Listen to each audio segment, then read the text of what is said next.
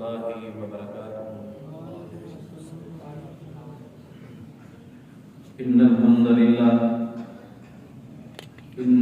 لله نحمده ونستعينه ونستغفره ونعوذ بالله من شرور أنفسنا ومن سيئات أعمالنا ومن يهده الله فلا مضل له ومن يضلل فلا هادي له وأشهد أن لا إله إلا الله وحده لا شريك له وأشهد أن محمدا عبده ورسوله.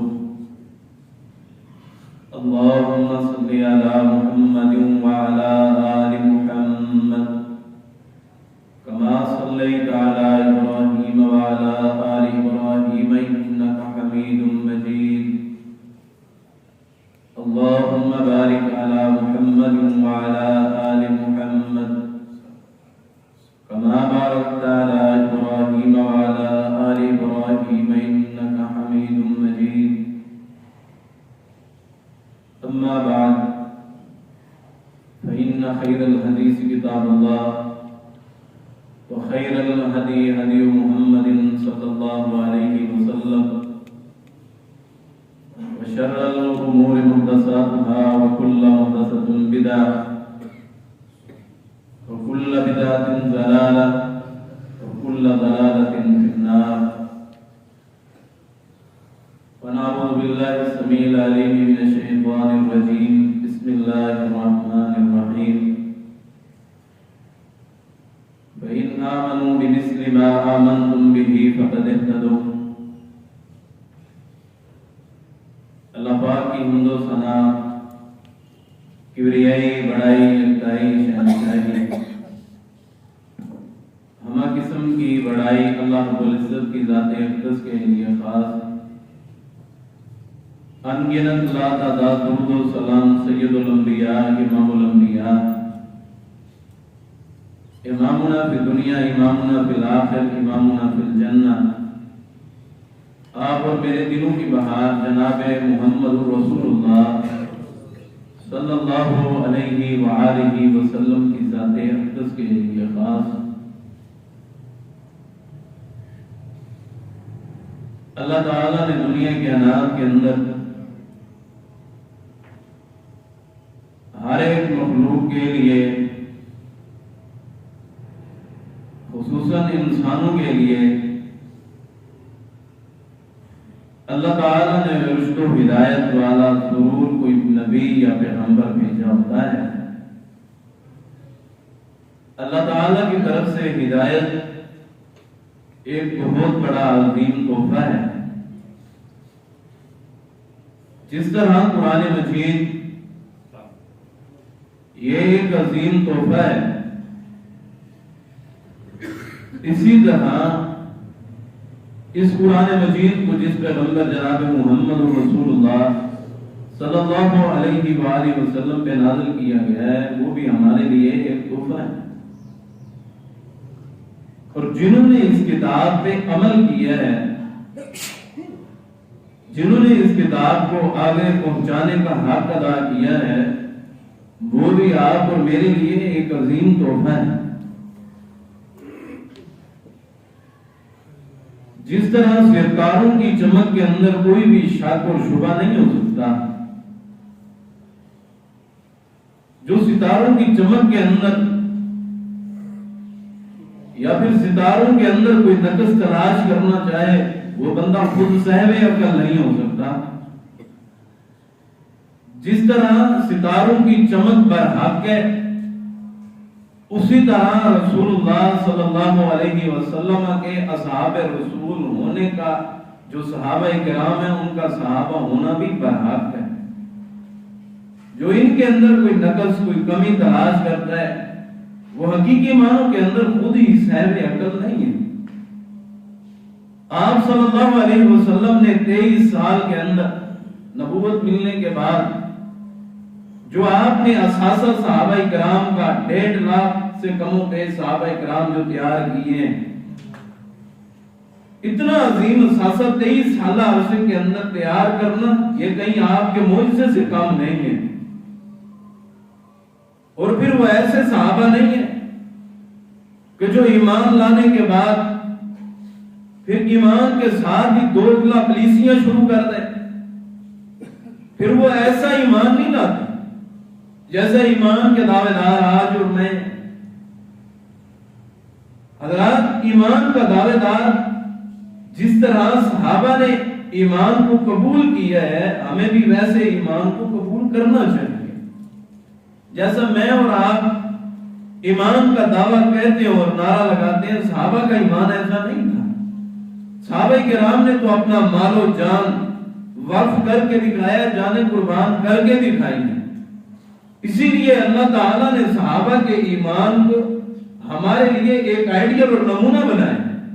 اگر صحابہ کے ایمان جیسا کسی کا ایمان نہیں ہوگا، اس کا ایمان ہی کامل نہیں ہے، وہ بندہ مومن اور ایماندار ہی نہیں ہے. کیونکہ صحابہ آئیڈیل ہے، صحابہ ہمارے لیے نمونہ ہے.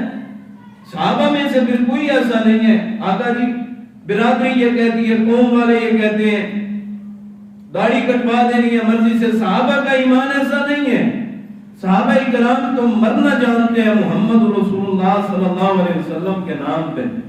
ہم تو اپنی برادری کے آڑ کے اندر آ کے، دوستوں یارانوں کی آڑ کے اندر آ کے ہم تو حدیث کو پیچھے چھوڑ دیتے ہیں، لیکن صحابہ کا ایمان ایسا نہیں ہے. صحابہ کا ایمان برحق ہے اور کامیابی اور فلاح بھی صحابہ کے ایمان جیسا ایمان بنانے کے اندر ہی ہے. جب انہی صحابہ کرام نے ایمان کو قبول نہیں کیا تو پھر انہیں کیا کہا جاتا تھا کہ یہ تو کھلی گمراہی کے اندر موجود تھے. جب انہی لوگوں نے ایمان کو قبول کر لیا، ایمان کو اپنا لیا، پھر انہی کے ایمان کی گواہی قرآن مجید کے اندر اللہ تعالیٰ نے جگہ جگہ پہ ارشاد فرمائی. کہیں پہ اولئک هم الراشدون کہہ کے، کہیں پہ اولئک هم المفلحون کہہ کے، کہیں پہ اولئک هم المهتدون کہہ کے اللہ تعالیٰ نے مورے لگا دی ہیں. کامیاب ہونے والے بھی ہیں، فلاح پانے والے بھی ہیں، ہدایت پانے والے بھی یہ لوگ ہیں جن کو پہلے ضلال مبین کہا تھا، اب اولئک هم المهتدون بن گئے. یہ کیسے بنے؟ کیونکہ انہوں نے ایمان کو قبول کیا، دعویٰ نہیں کیا، نعرہ نہیں لگایا، بلکہ ایمان کو قبول کر کے دکھایا ہے. حضرت عبداللہ بن مسعود رضی اللہ تعالیٰ عنہ فرماتے ہیں کہ رسول اللہ صلی اللہ علیہ وسلم نے فرمایا کہ اللہ تعالیٰ نے تمام روح کائنات کے اوپر جتنی انسانیت بنانی تھی اللہ نے تمام کے اندر نظر دوڑائی. سب سے پاکیزہ دل اللہ تعالیٰ نے انبیاء کے پائے اور ان کے بعد سب سے پاکیزہ دل اللہ تعالیٰ نے صحابہ کرام کے بنائے، انبیاء کے ساتھیوں کے بنائے، صحابہ کرام کے بنائے. اسی لیے اللہ تعالیٰ نے محمد رسول اللہ صلی اللہ علیہ وسلم کے ساتھی صحابہ کرام کو بنا دیا ہے، کیونکہ ان جیسا پاکیزہ دل دنیا کے اندر اور کوئی موجود ہے ہی نہیں. آپ صحابہ کی فضیلت صرف ایک حدیث کے ذریعے سے ہی معلوم کر سکتے ہیں. آپ صلی اللہ علیہ وسلم نے فرمایا اگر میری امت کے کچھ لوگ وہ پہاڑ سونے کے خرچ کرنا شروع کر دیں اور پہاڑ سونے کا خرچ کر دیں، کوئی خرچ نہیں کر سکتا، لیکن اللہ کے راستے کے اندر اوت پہاڑ، اتنا بڑا اوت پہاڑ، چھوٹا موٹا نہیں، فرمایا کہ جتنے پہاڑ تم اوپر دیکھتے ہو ان سے کئی زیادہ نیچے پہاڑ ان کے اور موجود ہیں. ایک اور پہاڑ جتنا کوئی بندہ سونا خرچ کر دے اور ایک صحابی آدھی اپنے ہاتھ کے اندر چند مٹھ جو ہے وہ دینار کے کوئی خرچ کر دے یا کوئی جو خرچ کر دے تو اس کا سونے کو خرچ کرنا ایک طرف ہے اور صحابی کے وہ چند جو کو خرچ کرنا ایک طرف ہے. وہ صحابی کے وہ چند جو کو خرچ کرنے کو سونے کے پہاڑ خرچ کرنے والا نہ ایمان کے اندر پہنچ سکتا ہے، نہ ثواب کے اندر پہنچ سکتا ہے، نہ رتبے کے اندر پہنچ سکتا ہے. صحابہ تو معیار ہے، صحابہ تو آئیڈیل اور نمونہ ہے. 23 سالہ زندگی کے اندر جو آپ نے نمونہ قوم کے سامنے پیش کیا وہ اصحاب رسول ہے. اور آج آپ صلی اللہ علیہ وسلم کے اصحاب پہ تنو تشریح کی جائے، ان کے ایمان کے اندر شک کیا جائے اور یہ کہا جائے کہ سارے صحابہ کرام کچھ کے علاوہ سب مرتد ہو گئے تھے، سب در اسلام سے خارج ہو گئے تھے. حقیقی معنوں کے اندر ان کے اپنے سینے کے اندر ایمان ہی موجود نہیں ہے. جنہوں نے سب کچھ اپنا لٹایا ہے ان کے ایمان کے اندر شک کیا جائے اور خصوصاً سیدنا ابو بکر صدیق رضی اللہ تعالیٰ عنہ کے ایمان کے بارے کے اندر تبرہ کی جاتی ہے. حضرت سیدنا امیر معاویہ رضی اللہ تعالیٰ عنہ جب ان کی عمر 63 برس کی ہوئی فرمانے لگے اے صحابہ کرام کی جماعت، جب رسول اللہ صلی اللہ علیہ وسلم 63 برس کے ہوئے تھے، آپ اس جہان فانی سے رخصت فرما گئے۔ جب حضرت ابوبکر صدیق رضی اللہ تعالیٰ عنہ 63 برس کے ہوئے تو وہ بھی اس جہان فانی سے رخصت فرما گئے۔ جب حضرت عمر رضی اللہ تعالیٰ عنہ بھی 63 برس کے ہوئے، وہ بھی اس جہان فانی سے رخصت فرما گئے اور فرمانے لگے میں بھی 63 برس کا ہوں۔ پتہ یہ لگتا ہے حضرت امیر معاویہ رضی اللہ تعالیٰ عنہ کی زبان سے، پہلے نبی ہے، پھر صدیق ہے، پھر حضرت عمر فاروق رضی اللہ تعالیٰ عنہ ہے۔ یہ تقسیم جو کی ہے حضرت عمر فاروق رضی اللہ تعالیٰ عنہ خود فرماتے ہیں اگر ساری کائنات کے لوگوں کا ایمان ایک پلڑے کے اندر رکھ دیا جائے اور حضرت سیدنا ابوبکر صدیق رضی اللہ تعالیٰ عنہ کا ایمان ایک پلڑے کے اندر رکھ دیا جائے، ساری کائنات کا ایمان جو ہے وہ کم ہو جائے گا اور صدیق اکبر رضی اللہ تعالیٰ عنہ کا ایمان زیادہ ہو جائے گا۔ پھر آپ ان کو کیوں کم کرتے ہیں؟ فضیلت کے اندر، مقام کے اندر کیسے کم کرتے ہیں؟ حضرت عبداللہ بن مسعود رضی اللہ تعالیٰ عنہ فرماتے ہیں جب حضرت عمر رضی اللہ تعالیٰ عنہ کو دفن کیا جا رہا تھا تو میں نے اپنے پیچھے سے آواز سنی، آواز آ رہی تھی، فرمانے لگے کہ میں نے تو اپنی زندگی کے اندر یہ بات دیکھ لی تھی، سمجھ لی تھی اپنے صاحب علم ہونے کی وجہ سے، جب بھی محمد رسول اللہ صلی اللہ علیہ وسلم اپنا ذکر کرتے ہیں، ساتھ ابوبکر کا ذکر کرتے ہیں، ساتھ عمر کا ذکر کرتے ہیں، فرمانے لگے کہ آج پکی مہر لگ گئی ہے، جو حضرت عمر فاروق کو، حضرت ابوبکر صدیق کو محمد رسول اللہ صلی اللہ علیہ وسلم سے جدا کرنا چاہیں گے وہ جدا نہیں کر سکتے، کیونکہ احد پہاڑ کے اوپر بھی دونوں اکٹھے تھے اور آج کسی حجرے کے اندر بھی اکٹھے موجود ہیں، کیونکہ آپ صلی اللہ علیہ وسلم دنیا میں بھی انہی کا تذکرہ کرتے تھے۔ اللہ نے اب پکی مہر لگا دی ہے کہ حضرت ابوبکر اور عمر کو محمد رسول اللہ صلی اللہ علیہ وسلم سے کوئی جدا نہیں کر سکتا۔ یہ تقسیم ہے اللہ تعالیٰ نے بنائی ہے۔ اللہ تعالیٰ نے پہلے نبی بنائے، پھر صدیق بنائے، پھر شہداء بنائے، اس لیے فرمایا من النبیین والصدیقین والشہداء، پہلے نبی ہے، پھر صدیق ہے، پھر شہید ہے، یعنی پہلے محمد رسول اللہ صلی اللہ علیہ وسلم ہے، پھر صدیق اکبر ہے اور پھر حضرت عمر فاروق رضی اللہ تعالیٰ عنہ ہے۔ اور حضرت ابوبکر صدیق رضی اللہ تعالیٰ عنہ کے ایمان کے اندر شک کیا جائے، چند دلائل آپ کے سامنے رکھتا ہوں، بات پہلے غور سے سننی ہے۔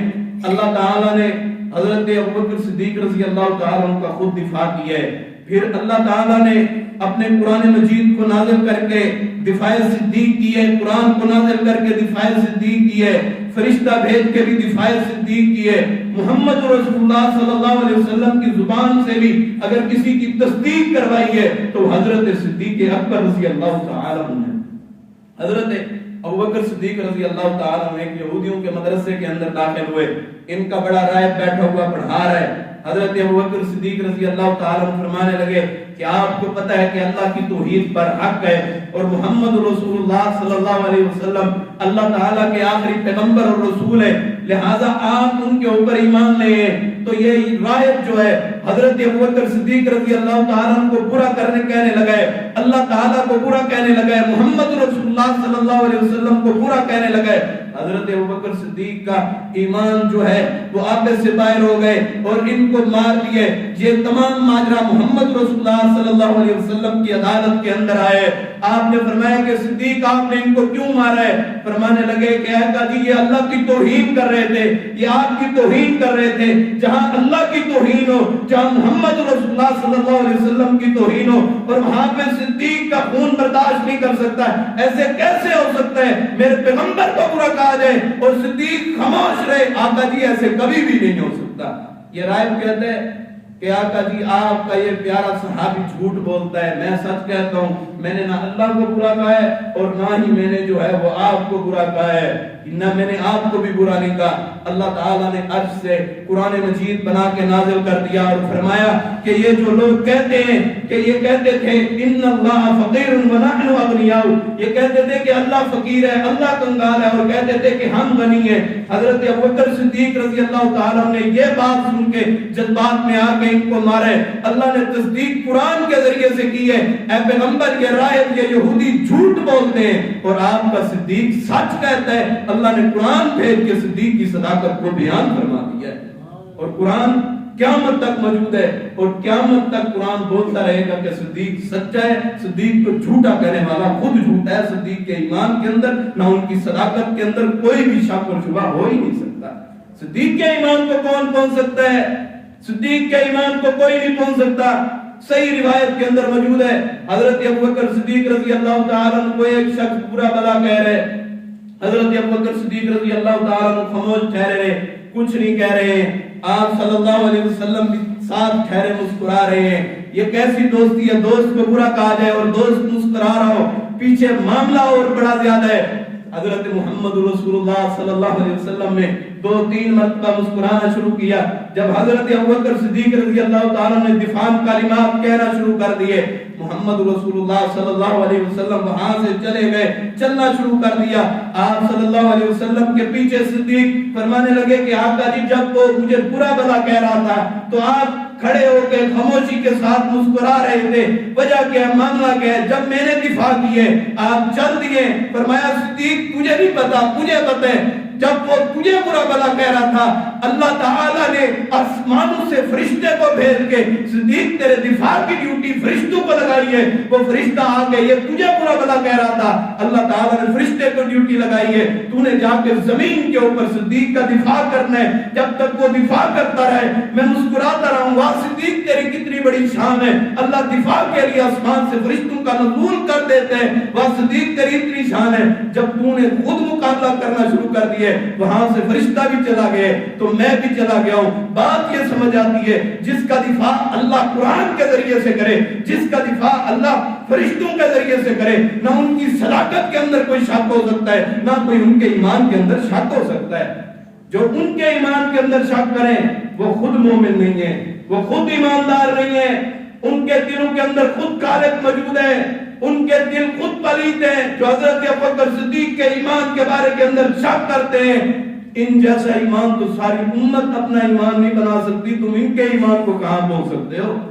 حضرت ابوبکر صدیق رضی اللہ تعالیٰ عنہ عظیم شخصیت ہیں۔ حضرت عمر فاروق رضی اللہ تعالیٰ عنہ سے آپس کے اندر تھوڑا بہت جھگڑا ہو گیا۔ حضرت ابوبکر صدیق رضی اللہ تعالیٰ عنہ نے معذرت کی، حضرت عمر فاروق نے قبول نہ کی۔ حضرت محمد رسول اللہ صلی اللہ علیہ وسلم کے بعد صدیق اکبر چلتے ہوئے آ رہے ہیں، تیبر کو اوپر اٹھایا ہوا ہے اور دوڑنے کی چال کے اندر چلتے ہوئے آ رہے ہیں۔ محمد رسول اللہ صلی اللہ علیہ وسلم بیٹھے ہیں، کھڑے ہو گئے اور کھڑے ہو کے کہنے لگے کہ میرے صدیق کو آج کسی نے تکلیف دی ہے، اللہ نے آسمان سے آرڈیننس جاری کر دی ہے، آج میرا صدیق آ رہا ہے، اے تاجدار ختم نبوت، اے پیغمبر آپ چل کے جائیں صدیق کے استقبال کے لیے۔ صدیق کو کس نے برا کہا ہے؟ محمد رسول اللہ صلی اللہ علیہ وسلم آگے بڑھے، صدیق کی بات سنی، فرمایا اس طرح جھگڑا ہوا ہے، عمر نے معاف نہیں کیا۔ حضرت عمر فاروق رضی اللہ تعالیٰ عنہ واقعہ المنتظر وہاں پہ پہنچے، حضرت ابوبکر صدیق رضی اللہ تعالیٰ عنہ فرمانے لگے کہ غلطی میری تھی یا پیغمبر، حضرت عمر کو کچھ نہ کہنا، غلطی میری تھی۔ رسول اللہ صلی اللہ علیہ وسلم منبر رسول پہ کھڑے ہوئے اور فرمانے لگے کہ آج تم صدیق کو تکلیف دیتے ہو، صدیق کو ایذا پہنچاتے ہو، جب تم مومن نہیں تھے سب سے پہلے مومن بننے والا صدیق ہے۔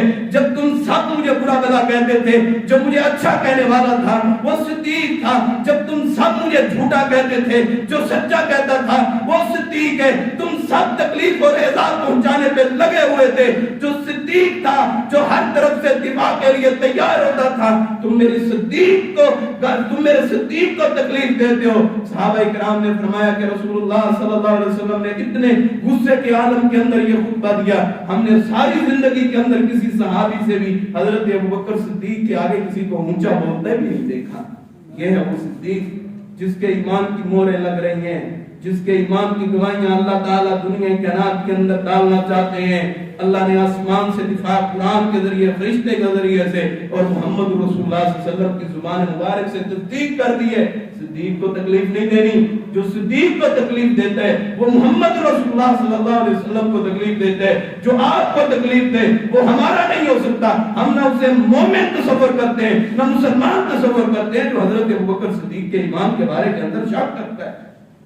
اور میں تو یہ بات سمجھتا ہوں اپنے علم کی وجہ سے کہ محمد رسول اللہ صلی اللہ علیہ وسلم جب آپ نے آخری ایام کے اندر موجود ہیں، آپ نے فرمایا کہ ایسا ابوبکر کو کہو کہ وہ مصلی امامت کے اوپر نماز پڑھا دیں۔ ابو بکر کو کہیں کہ نماز پڑھا دیں. حضرت عائشہ رضی اللہ تعالیٰ عنہ فرمانے لگی کہ میرے بابا جان رقیق القلب ہیں, بڑے دل کے نرم ہیں, وہ وہاں پہ روئیں گے آپ کو مصلی پہ نہ دیکھ کے, ان کی آنکھوں سے آنسو نہیں تھمیں گے, آپ کسی اور کو نماز کا کہہ دیں. آپ نے فرمایا نہیں نہیں, ایسا حضرت ابو بکر صدیق کو کہو کہ وہی نماز پڑھیں. حضرت عائشہ رضی اللہ تعالیٰ نے سب کو جمع, اپنی تمام جو حضرت محمد رسول اللہ صلی اللہ علیہ وسلم کی بیویاں تھی ان کو سفارشی طور پہ بنا کے کھڑا کیے. فرمانے لگی کہ سفارش کرے کہ صدیق امام نہ بننا چاہیے, صدیق رقیق القلب ہے, صدیق روئے گا کیسے نماز پڑھائے گا, آپ کسی اور کو امام بنا دے, آپ حضرت عمر کو امام بنا دے. حضرت محمد رسول اللہ صلی اللہ علیہ وسلم فرمانے لگے کہ اے میری بیویوں یہ پیغام اور دعوت سن لو, اللہ تعالیٰ میں زمین کے اوپر حضرت ابوبکر صدیق کے علاوہ اپنے مصلی پہ برداشت نہیں کرتا, اور عرش پہ بیٹھا ہوا اللہ بھی محمد رسول اللہ صلی اللہ علیہ وسلم کے مصلی پہ صدیق کے علاوہ کسی اور کو برداشت نہیں کرتا. امامت میرے ہوتے کروائے گا تو صدیق کروائے گا.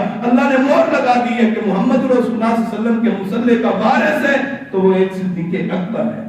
جو ان کے ایمان کے اندر شک کرے وہ خود مومن نہیں ہے. آپ صلی اللہ علیہ وسلم آپ ایک خطبہ ارشاد فرما رہے ہیں, واہ صدیق تیری کتنی بڑی شان ہے, ساری زندگی صدیق کے چرچے اور تذکرے ہوتے رہے ہیں. جب آخری مرتبہ وفات کا وقت قریب ہے, محمد رسول اللہ صلی اللہ علیہ وسلم فرمانے لگے ایک دنیا کے اندر شخص ہے, اللہ تعالیٰ نے اسے اجازت دی ہے دنیا سے چلا جائے اس کی مرضی ہے, یا رہ جائے اس کی مرضی ہے, اس نے دنیا سے چلے جانے کو اختیار کر لی ہے. حضرت ابوبکر صدیق رضی اللہ تعالیٰ عنہ دیوار کے نکر کے اندر کنارے کے اندر بیٹھے ہوئے زارو قطار رونے لگے. حضرت عمر فاروق پوچھنے لگے کہ آپ کیوں رو رہے ہیں, آپ تو کسی ایک فرد کی بات کر رہے ہیں. فرمانے لگے کہ یہ کسی ایک فرد کی بات نہیں ہے, یہ کس ہستی کو اللہ اختیار دے سکتے ہیں, وہ دنیا کے اندر موجود ہے تو محمد رسول اللہ صلی اللہ علیہ وسلم ہے.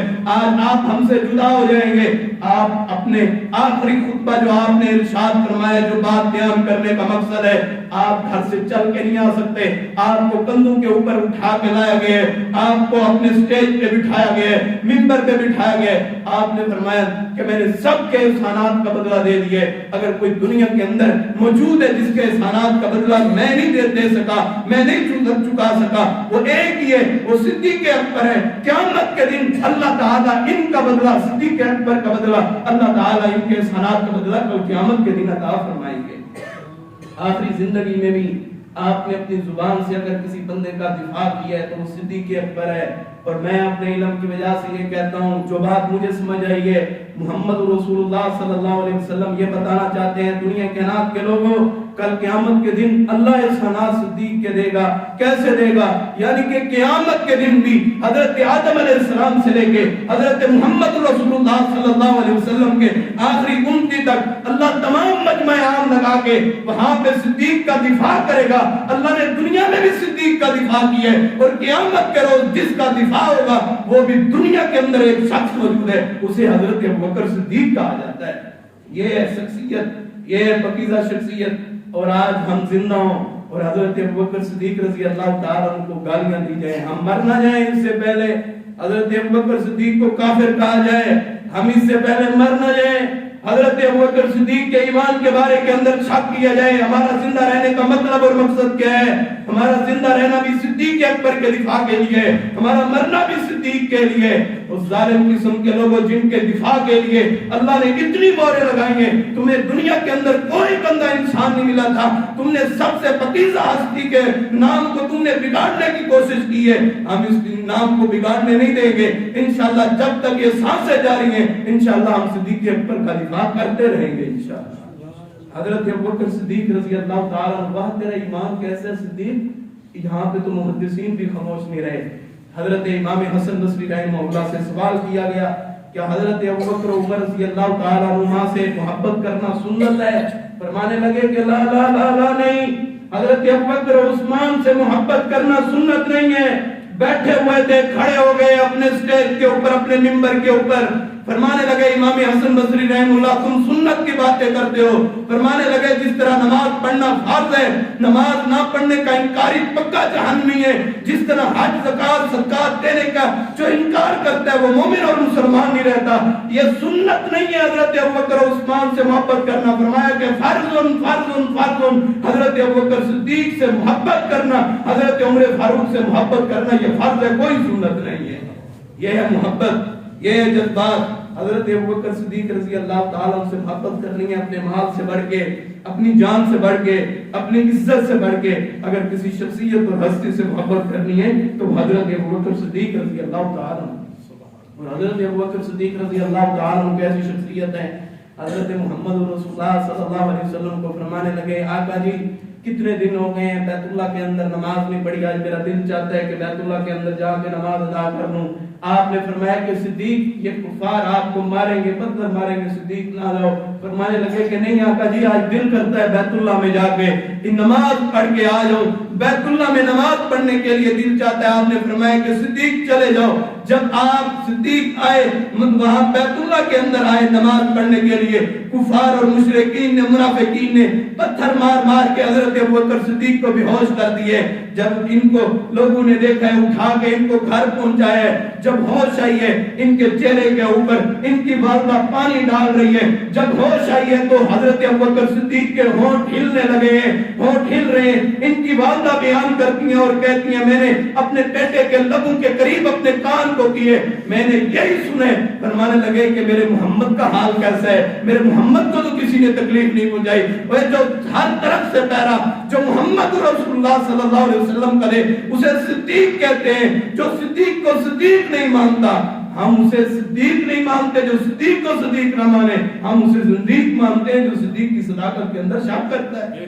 حضرت صدیق اکبر نے تو اپنے لبوں پہ بے ہوشی کی عالم میں بھی اگر تذکرہ کیا ہے اپنے لبوں کے اوپر تو محمد رسول اللہ صلی اللہ علیہ وسلم کا تذکرہ کیا ہے۔ یہ تو وہ ہستی موجود ہے، آپ صلی اللہ علیہ وسلم نے ہر صحابی کسی نہ کسی طرح ایمان پہلے تحقیق کر کے لے کے آیا ہے، لیکن پورے صحابہ کرام میں سے واحد وہ صحابی ہے جہاں سے صحابیت کا آغاز ہوتا ہے، جہاں سے مومنین کا آغاز ہوتا ہے، اسے صدیق اکبر کہتے ہیں۔